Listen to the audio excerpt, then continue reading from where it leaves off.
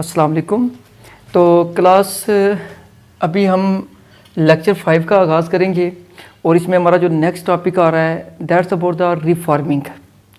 अब ये देखिए रिफॉर्मिंग क्या है, इसके बारे में ये बड़ा एक इम्पॉर्टेंट टॉपिक है और इसको बड़ा समझ के चलेंगे और मैं इसको मुख्तलिफ स्टेप्स के अंदर आपको ये समझाने की कोशिश करता हूँ। ठीक है, तो देखिए इससे ये रिफॉर्मिंग जो है पहले इसकी हम वही ट्रेडिशनल जो है कि डेफिनेशन देख लेते हैं, फिर हम पर्पज़ ऑफ द रिफॉर्मिंग देखेंगे और उससे मुख्तलिफ तरह की चीज़ें अखज़ करेंगे और देखेंगे क्या आया कि कैसे कैसे जो ना यानी और किस मुख्तलिफ अंदाज से आप रिफॉर्मिंग कैसे कर सकते हैं। ठीक है, देखिए इससे हम बात करते हैं रिफॉर्मिंग की, तो क्या है जी बेसिकली आम सी बात ये हम करते हैं जी कि रिफॉर्मिंग एक ऐसा प्रोसेस होता है जो गैसोलीन की क्वालिटी को इम्प्रूव करता है। It is a process to improve the quality of the gasoline. जो था गैसोलीन, जैसे मैंने आपको बताया ना पेट्रोल का के बारे में बताया था कि वो जो फ्रैक्शन होती है आम जबान में हम उसको पेट्रोल के नाम से जानते हैं, तो इसे केमिस्ट्री की जबान में हम क्या बोलते हैं, गैसोलीन बोलते हैं। ठीक है, अब बेसिकली देखिए जिसे हम बात करते हैं रिफॉर्मिंग क्या है, देखिए the conversion of straight chain hydrocarbons into branched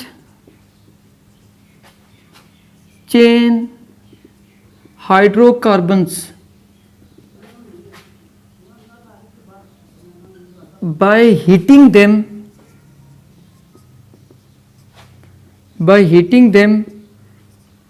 at high temperature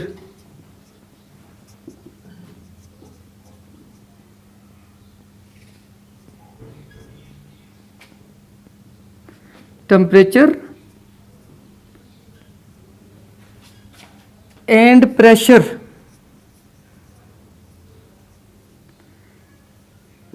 in the absence of oxygen but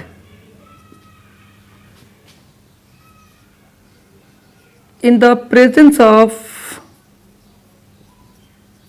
a suitable catalyst is called reforming।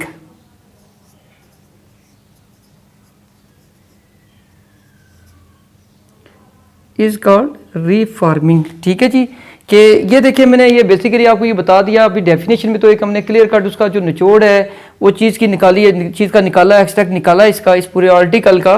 तो ये हमने ये देखना है ये कि आया कि क्यों ये जो हम स्ट्रेट चेन हाइड्रोकार्बन होते हैं इनको ब्रांच चेन हाइड्रोकार्बन में हम क्यों कन्वर्ट करते हैं, उसका क्या इस गैसोलीन की सेहत पे क्या असर पड़ेगा। क्या बेसिकली ये रिफॉर्मिंग है किसके साथ, मैंने जैसे आपको बताया कि जो हमारी गैसोलीन होती है उसकी क्वालिटी को इंप्रूव किया जाता है। उसके इंप्रूव करने का नाम ही क्या है, बेसिकली उस फिनोमेना को हम क्या कहते हैं, इसको रिफॉर्मिंग का नाम दिया जाता है। अब होता क्या है कि मैं गैसोलीन बोल रहा हूँ, ये है क्या बेसिकली देखिए ये जो गैसोलीन है ना इसका जो मेजर प्रोपोर्शन है, हालांकि ये देखिए एक मिक्सचर है लेकिन इसका जो मेजर प्रोपोर्शन है वो किस पर मुश्तमिल है, जो ना वो एक 8 कार्बन कंटेनिंग एक कंपाउंड होता है। ठीक है जी, 8 कार्बन कंटेनिंग कंपाउंड ऑक्टेन जिसको हम बोलते हैं, ये किसको रिप्रेजेंट कर रहा है, आपकी गैसोलीन को रिप्रेजेंट कर रहा है। बेसिकली गैसोलीन है क्या, इसकी केमिस्ट्री अगर आप चेक करें तो basically it is a compound consisting of 8 carbon atoms. तो ये देखिए C8 और कितना हम इसमें करेंगे H18। बेसिकली ये हमारा क्या है, ये इसे आप ऑक्टेन बोलते हैं। ठीक है जी, बेसिकली ये किसको रिप्रेजेंट कर रहा है, ये गैसोलीन को। अब बेसिकली ये जो ऑक्टेन होती है ये 2 आइसोमेरिक फॉर्म में एग्जिस्ट करती है। ये बेसिकली क्या है, ये जो गैसोलीन है ये यानी आप यूं कह लें कि ये जो आपका ऑक्टेन है इसकी 2 आइसोमेरिक फॉर्म का क्या है कि मिक्सचर सा है, इसका एक कॉम्बिनेशन सा है। तो क्या यानी कि जैसे कि वो यानी कि कौन सी आइसोमेरिक फॉर्म जो ना, एक नॉर्मल ऑक्टेन आपकी और एक आइसो ऑक्टेन है। नॉर्मल ऑक्टेन और आइसो ऑक्टेन इसमें क्या है कि देखिए इससे ये बात हो जाती है कि हमारी जो स्ट्रेट चेन हाइड्रोकार्बन होते हैं ना, स्ट्रेट चेन हाइड्रोकार्बन जो ना इनको हम क्या कहते हैं, इनको हम नॉर्मल हाइड्रोकार्बन का नाम भी देते हैं, नॉर्मल अल्केन्स का नाम भी देते हैं। ये नॉर्मल अल्केन कहलाते हैं। यानी जब कोई सब यानी देखिए उस मॉलिक्यूल के अंदर कोई भी कार्बन 2 से ज्यादा कार्बन से डायरेक्टली अटैच ना हो तो ऐसो को हम क्या बोलते हैं, स्ट्रेट चेन हाइड्रोकार्बन का नाम देते हैं। ये जैसे देखिए इसमें ये होता है कि एक कार्बन के एटम्स की कुछ मॉलिक्यूल्स के अंदर तरतीब ये होती है कि उस मॉलिक्यूल के अंदर कोई भी जो कार्बन होता है वो दो से ज्यादा कार्बन से जुड़ा हुआ नहीं होता।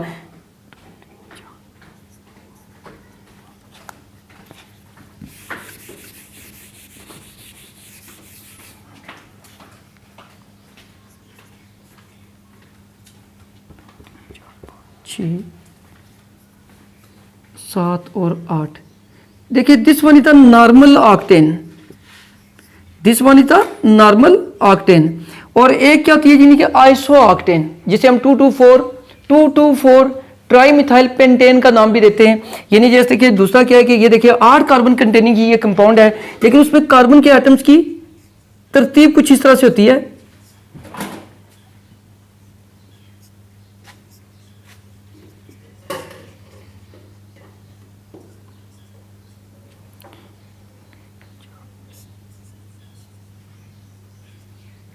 देखिए ये कुछ इस तरह की तरतीब होती है। अब इसमें भी देखिए टोटल कार्बन के एटम्स की तादाद कितनी है, 8 ही आपको नजर आएगी। लेकिन हम क्या कहते हैं कि यही इसी ऑक्टेन की क्या ये दूसरी आइसोमेरिक फॉर्म है, इसे हम क्या नाम देते हैं, सिंपली आइसो ऑक्टेन, या इसको बोलते हैं 224। यानी अभी आपने आयोपेक नॉमेनक्लेचर सीखी तो नहीं है ना, बड़ा ये कि इसको 224 ट्राई मिथाइल पेंटेन भी कहते हैं। एनीवे सिंपली मैं आपको बता देता हूँ, उस लंबे चक्कर में पढ़ना नहीं चाह रहा उसके नॉमेनक्लेचर के लिहाज से, आयोपेक नॉमेनक्लेचर के लिहाज से, अभी उसमें हम नहीं जाएंगे। वो चैप्टर नंबर हमने क्या करना है, यानी उसमें 8 में इसको डिस्कस करना है। एनीवे सुना, ये मैं बात क्या कर रहा था कि ये क्या है, ये आइसो ऑक्टेन है आपकी। तो बेसिकली जो आपकी गैसोलीन होती है वो इन दो ऑक्टेन की इन दो आइसोमेरिक फॉर्म का क्या होती है, मिक्सचर होती है जो ना, ठीक है। अब याद रखिएगा जो हाई क्वालिटी आपकी गैसोलीन होती है ना, उसमें क्या होती है, यानी कौन सी गैसोलीन को हम क्या कहेंगे, हाई क्वालिटी गैसोलीन बोलेंगे, जिसमें ये जो आइसो ऑक्टेन का क्या होगा, रिलेटिव प्रोपोर्शन ज्यादा होगा। बस ये देखिए ये उसकी दोनों तरह की आइसोमेरिक फॉर्म वहां पे मौजूद है जो ना, लेकिन जैसे देखिए इसकी वो फॉर्म जिसमें इसका प्रोपोर्शन क्या होगा, कंपैरेटिवली ज्यादा होगा, उसे हम क्या बोलते हैं, हाई क्वालिटी गैसोलीन का नाम देते हैं। अब देखिए जब हम क्या करते हैं, पेट्रोलियम की फ्रैक्शनल डिस्टिलेशन करते हैं और उसके नतीजे में हमें जो गैसोलीन मिलती है जो ना, उसमें क्या था, ये जो आपकी किसका, आपकी जो आइसो ऑक्टेन का रिलेटिव प्रोपोर्शन होता है ना, वो क्या होता है, कम होता है, कंपैरेटिवली क्या कम होता है, ये वाली ज्यादा होती है, ये फॉर्म उसकी ज्यादा होती है, ये फॉर्म क्या होती है, कंपैरेटिवली इसमें कम होती है जो ना। तो ऐसी गैसोलीन को हम क्या बोलते हैं, ऐसी को हम लो क्वालिटी गैसोलीन का नाम देते हैं। ऐसी गैसोलीन को हम क्या कहते हैं, लो क्वालिटी गैसोलीन का नाम देते हैं जो ना। अब इसका इंपैक्ट क्या पड़ता है, इससे क्या होता है, यानी जैसे कि ऐसी जो गैसोलीन होती है जो आपकी घटिया क्वालिटी की, यानी कि जो आपकी लो क्वालिटी की गैसोलीन होती है, ये क्या करती है, ऑटोमोबाइल इंजन के अंदर एक मखसूस तरह की साउंड प्रोड्यूस करती है, मेटालिक साउंड, जिसको हम नॉकिंग का नाम देते हैं जो ना। यानी नॉकिंग काज करती है, गैसोलीन क्या करती है, नॉकिंग काज करती है। अब ये देखो इससे यहां पे लगे तो हम क्या कर लेते हैं, नॉकिंग को डिफाइन कर लेते हैं। ये नॉकिंग है क्या, नॉकिंग यानी लो क्वालिटी जो गैसोलीन होती है वो नॉकिंग काज करती है। अब नॉकिंग क्या करती है कि ये ऐसा फिनोमेना होता है जो इंजन की एफिशिएंसी को डिस्टर्ब करता है, उसको रिड्यूस कर देता है with the passage of the time. जो ना ये आपका जो ऑटोमोबाइल का इंजन होता है उस पर इफेक्ट पड़ता है, उसकी क्या है, मुरम्मत वगैरह दरकार होती है, ठीक है। तो क्या जी हम ये कहते हैं a sharp metallic sound, sharp metallic sound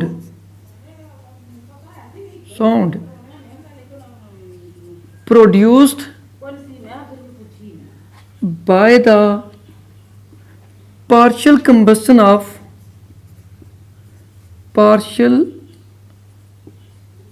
combustion of fuel in mobile engines,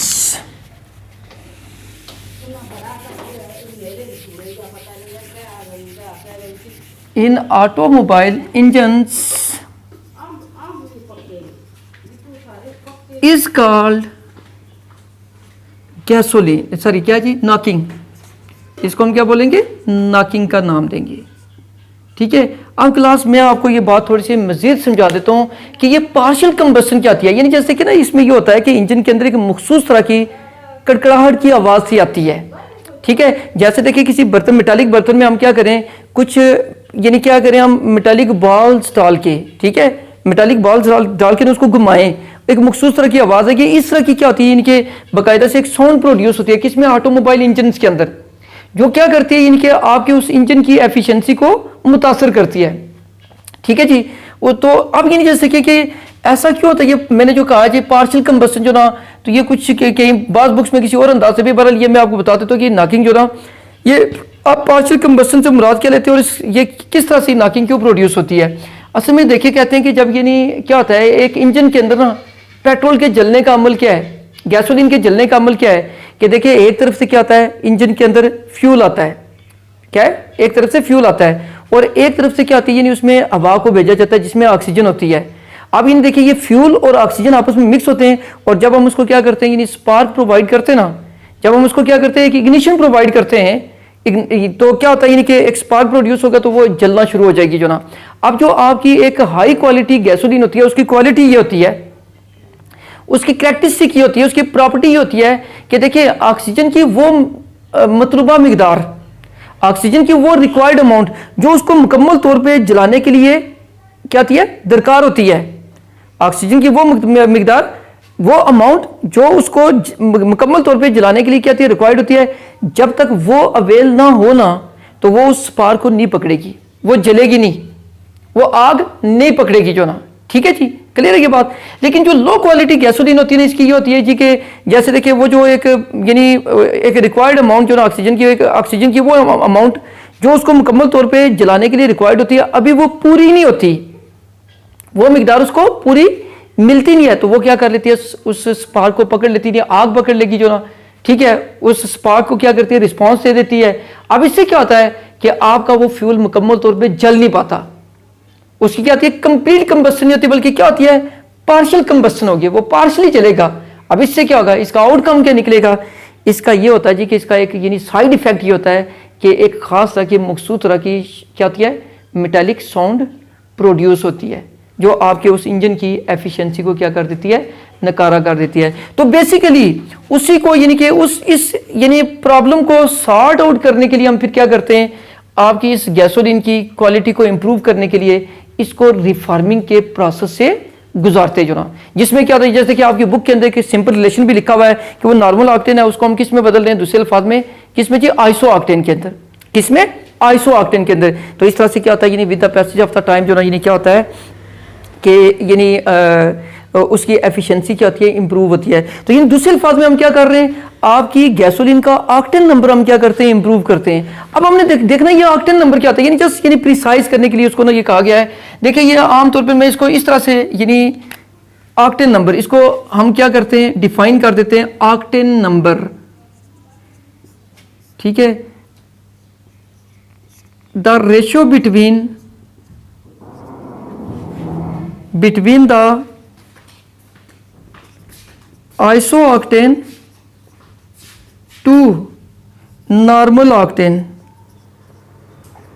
is called octane number।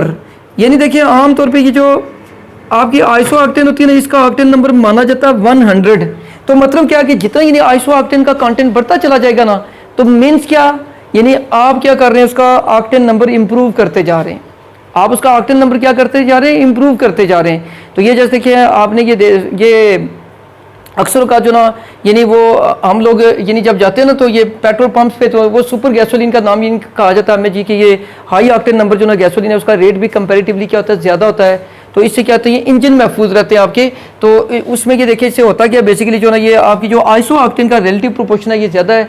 और ये कैसे, यानी जब फ्रैक्शनल डिस्टिलेशन के थ्रू हम पेट्रोल को क्या करते हैं, गेन करते हैं, गैसोलीन को गेन करते हैं, फिर उसको क्या करेंगे, रिफार्मिंग के प्रोसेस से हम गुजारेंगे, और रिफार्मिंग के प्रोसेस से गुजारने के बाद हम क्या करेंगे, ये हाई ऑक्टेन नंबर क्या करेंगे, गैसोलीन को गेन करेंगे। ठीक है, अब इसके अलावा क्या है, ये देखिए कुछ और मेथड्स भी अडॉप्ट किए जाते हैं नॉकिंग को प्रिवेंट करने के लिए। आपकी जो लो क्वालिटी गैसोलीन होती है ना, आप उसमें क्या करें, ये जैसे देखिए ये टेट्रामिथाइल लेड, TML उसको बोला जाता है, या टेट्राइथाइल लेड, ये दो कंपाउंड में नाम ले रहा हूँ। ये देखिए एक है TML टेट्रामिथाइल लेड, और एक होता है TEL टेट्राइथाइल लेड जो ना, ये बेसिकली ये देखिए इसका फार्मूला अगर आप देखें, ये लेड के साथ अगर हम क्या करें, ये 4 मिथाइल ग्रुप लगा दें तो ये बन जाएगा टेट्रामिथाइल लेड। ये कंपाउंड है खास तरह के ठीक है, ये खास तरह के कंपाउंड मैं आपके सामने लिख रहा हूँ। और इस तरह ये देखें एक और भी जो मैं आपके सामने लिख देता हूँ, दूसरा वाला कंपाउंड जिसको मैं TEL बोल रहा हूँ, टेट्रा मिथाइल इथाइल लेड की मैं बात कर रहा हूँ, उसको भी थोड़ा सा यहाँ पे कंसिडर कर लेते हैं। ये देखिए ये CH3 यूनिट है 4 इसके साथ, तो लेड के साथ क्या करें, 4 आप इथाइल ग्रुप लगा दें लेड के साथ। ये देखिए ये 4 इथाइल ग्रुप अगर आप लगा दें, जिसको उसने C2H5 भी कहा है, ये CH2 and that of CH3, this one is the tetra ethyl lead.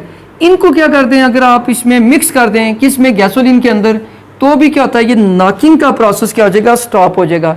इन्हें हम क्या कहते हैं, एंटी नॉकिंग रिजेंट्स का नाम देते हैं। लेकिन इसका एक ड्रॉबैक है, वो ड्रॉबैक क्या है कि जब यानी आपका फ्यूल चलता है तो उसके साथ साथ क्या होता है, ये आपका ये जो रिजेंट होता है ये भी चलता है और ये लेड ऑक्साइड प्रोड्यूस करता है जो कि बहुत ज़्यादा कार्सिनोजेनिक है, और इस तरह से ये क्या करता है, एयर पोल्यूशन काज करता है। तो ये बैंड है, ठीक है। जितने भी हमारे क्या है डेवलप्ड कंट्रीज हैं वहाँ पे तो उसका नाम नहीं लेने देते बिल्कुल जो ना, ठीक है। ये इसका इस्तेमाल नहीं करने देते, यानी इंटरनेशनली ये बैंड है, ठीक है जी। तो यानी अगर हम क्या करें, ये आसान तरीका हमारे पास ये ना कि आप बजाय उसके कि आप अपना फ्यूल खर्च करें जो ना, ठीक है, जाहिर सी बात है रिफार्मिंग का प्रोसेस परफॉर्म करने के लिए आपकी कास्ट आएगी, तो उससे बचाने के लिए हम क्या कहते हैं, एक सस्ता मेथड अडॉप्ट तो कर लेंगे, लेकिन क्या इसके कुछ ड्रॉबैक्स हैं, इसलिए इंटरनेशनली ये बैंड है। तो क्या जी मैंने रिफार्मिंग में क्या क्या चीज़ें आपको बताई हैं। एक तो आपने क्या करना है, रिफार्मिंग की डेफिनेशन करनी है। रिफार्मिंग की क्या करनी है, आपने इसको सबसे पहले डिफाइन करना है। इसके साथ जो नीचे इक्वेशन लिखी हुई है आपकी बुक में, आपने क्या करना है, उसको ऐड करना है।